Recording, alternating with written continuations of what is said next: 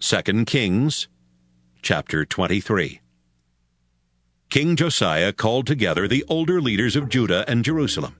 Then he went to the Lord's temple, together with the people of Judah and Jerusalem, the priests and the prophets. Finally, when everybody was there, he read aloud the book of God's law that had been found in the temple. After Josiah had finished reading, he stood by one of the columns. He asked the people to promise in the Lord's name to faithfully obey the Lord and to follow his commands. The people agreed to do everything written in the book. Josiah told Hilkiah the priest, the assistant priests, and the guards at the temple door to go into the temple and bring out the things used to worship Baal, Asherah, and the stars.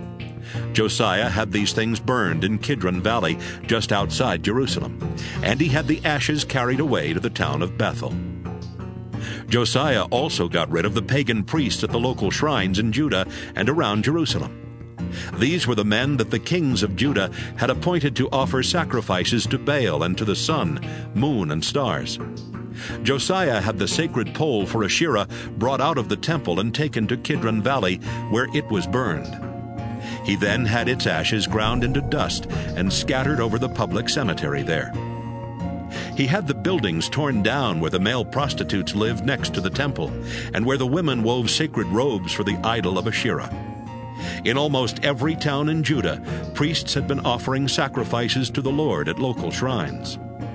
Josiah brought these priests to Jerusalem and had their shrines made unfit for worship, every shrine from Geba just north of Jerusalem to Beersheba in the south.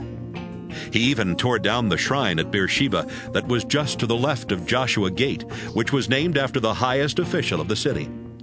Those local priests could not serve at the Lord's altar in Jerusalem, but they were allowed to eat sacred bread, just like the priests from Jerusalem.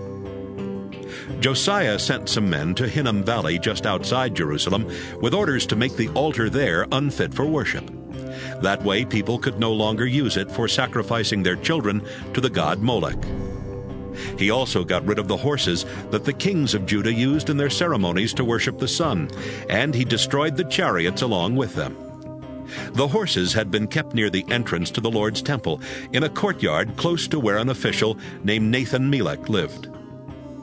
Some of the kings of Judah, especially Manasseh, had built altars in the two courts of the temple and in the room that Ahaz had built on the palace roof. Josiah had these altars torn down and smashed to pieces, and he had the pieces thrown into Kidron Valley just outside Jerusalem. After that, he closed down the shrines that Solomon had built east of Jerusalem and south of Spoil Hill to honor Astarte, the disgusting goddess of Sidon, Chemosh, the disgusting god of Moab, and Milcom, the disgusting god of Ammon. He tore down the stone images of foreign gods and cut down the sacred pole used in the worship of Asherah. Then he had the whole area covered with human bones. But Josiah was not finished yet. At Bethel, he destroyed the shrine and the altar that Jeroboam son of Nebat had built and that had caused the Israelites to sin. Josiah had the shrine and the Asherah pole burned and ground into dust. As he looked around, he saw graves on the hillside.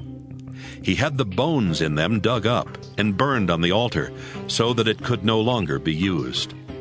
This happened just as God's prophet had said when Jeroboam was standing at the altar celebrating a festival.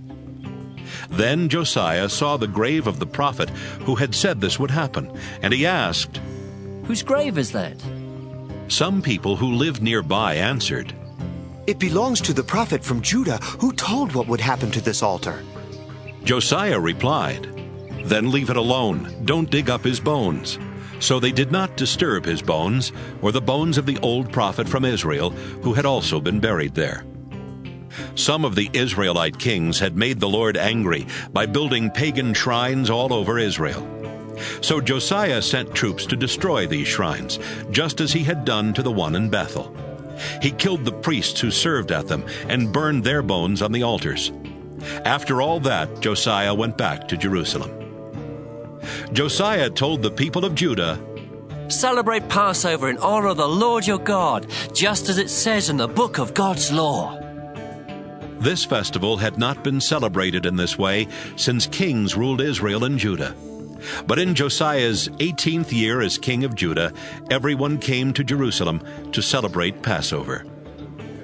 Josiah got rid of every disgusting person and thing in Judah and Jerusalem, including magicians, fortune-tellers, and idols. He did his best to obey every law written in the book that the priest Hilkiah found in the Lord's temple. No other king before or after Josiah tried as hard as he did to obey the law of Moses. But the Lord was still furious with the people of Judah because Manasseh had done so many things to make him angry. The Lord said, I will desert the people of Judah just as I deserted the people of Israel. I will reject Jerusalem, even though I chose it to be mine. And I will abandon this temple built to honor me. Everything else Josiah did while he was king is written in the history of the kings of Judah. During Josiah's rule, King Necho of Egypt led his army north to the Euphrates River to help the king of Assyria. Josiah led his troops north to fight Necho, but when they met in battle at Megiddo, Josiah was killed. A few of Josiah's servants put his body in a chariot and took it back to Jerusalem, where they buried it in his own tomb. Then the people of Judah found his son Jehoahaz and poured olive oil on his head to show that he was their new king. Jehoahaz was 23 years old when he became king of Judah, and he ruled from Jerusalem only 3 months. His mother Hamutal was the daughter of Jeremiah from Libnah. Jehoahaz disobeyed the Lord just as some of his ancestors had done. King Necho of Egypt had Jehoahaz arrested and put in prison at Riblah near Hamath.